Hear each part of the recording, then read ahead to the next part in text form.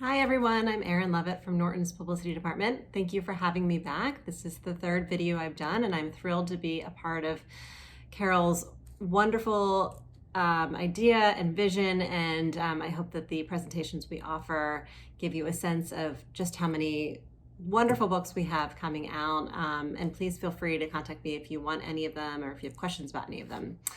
The first book I'm going to talk to you about is Akpen's new novel. He is the author of the collection of short stories, Say You're One of Them, which many of you may have read when it debuted.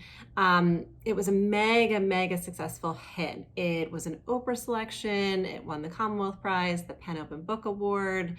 It ended up selling 800,000 copies in print and is still selling, and that's just incredible for short stories. So when he set out to write his debut novel, which is called New York, My Village, he had to write something different. He knew that he had to challenge himself and do something kind of radically different, although he wanted to still reckon with the devastating effects of ethnic conflict, but he didn't want to dwell on war and tragedy in Africa. So the tone he ends up striking is both comedic and satirical, which is a breath of fresh air at this time when I think we're all searching for more reasons to laugh. The protagonist of the book is a Nigerian intellectual and book editor who comes to New York on a publishing fellowship. So we can all relate to that, somebody who's seeking out a job in publishing. And his sophisticated colleagues meet him with kindness and hospitality, but it's soon exposed that there's a colder, ruthless side to the industry, an underbelly that he wasn't familiar with before. And using this conceit, Akpen seeks to reveal the myriad ways that tribalism affects both his village in Africa and also the villages in New York City and beyond. It's ultimately a hopeful book. The hopefulness is embodied particularly in one of the characters and the daughter of one of the African characters whose intelligence and self-possession and fighting spirit make her a torchbearer for the next generation. And I highly encourage you to read this book. It's New York, My Village, Akpen, following the mega successful hit of Say You're One of Them. So that's coming out in November. The second is a very exciting novel by Richard Powers. He is probably most familiar to you because of his book, The Overstory, which won the Pulitzer. It was a New York Times bestseller, and not only that, it was a #1 New York Times bestseller. It was immensely beloved by critics, by readers, and in fact, I don't know anyone who hasn't read it who hasn't been transformed by it, truly changed by the experience of reading it. It's a very powerful novel and exceptionally well written, and he's just a brilliant storyteller.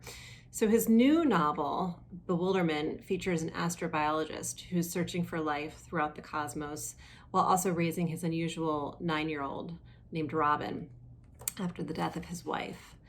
Robin's warm and kind and spends hours painting elaborate pictures of endangered animals. But there's something sort of under the surface, and this is revealed when Robin, who's just in 3rd grade,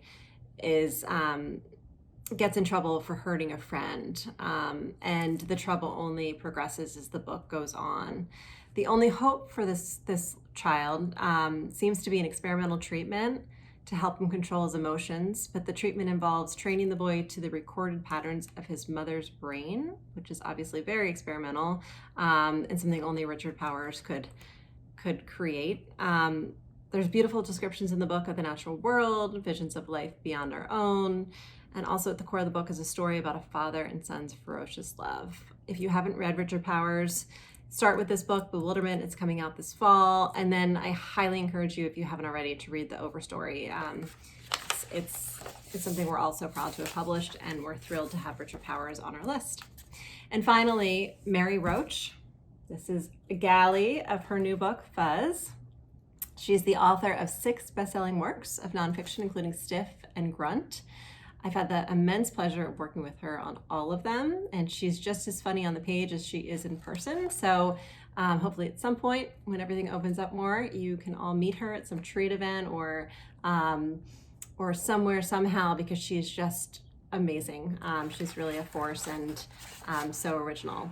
Her previous books have all been fixated with the human body, whether it was decomposing corpses or bodies orbiting in space or rigorous military training and what happens to the body when we go through this training. Now in her book, Fuzz, When Nature Breaks the Law, she's talking about the animal world and what constitutes legal and illegal behavior among animals, which is obviously a kind of quirky twist, but also gets into some interesting ideas about conservation and the environment and climate change. Some of the questions she raises in the book include what happens if a grizzly bear is caught breaking into your cabin? What do we do with a jaywalking moose?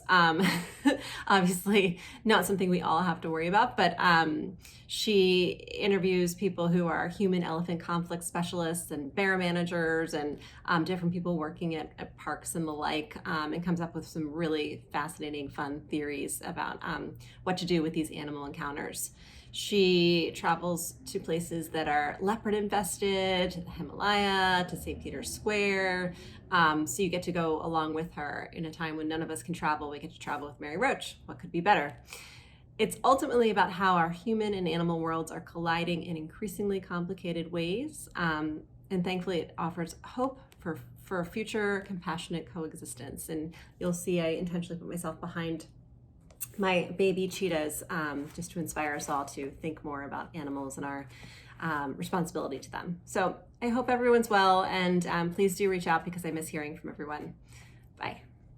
Hope you enjoyed this publisher presentation. If you'd like to see more book group speed dating, follow the link in the description and find more on readinggroupguides.com.